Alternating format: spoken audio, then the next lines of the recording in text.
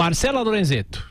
Após sofrer uma grave lesão, a atleta norte-americana Samantha Seril vai abandonar a ginástica artística. Ela foi protagonista de uma cena chocante que marcou a disputa do NCAA, um campeonato universitário da modalidade nos Estados Unidos.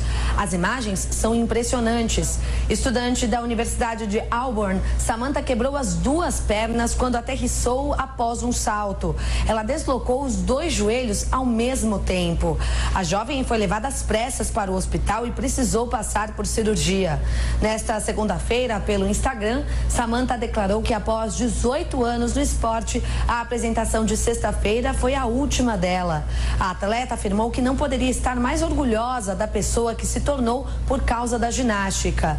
Terminou dizendo que pode não ter terminado a carreira como planejou e agradeceu a todos que compartilharam com ela o sonho de ser atleta.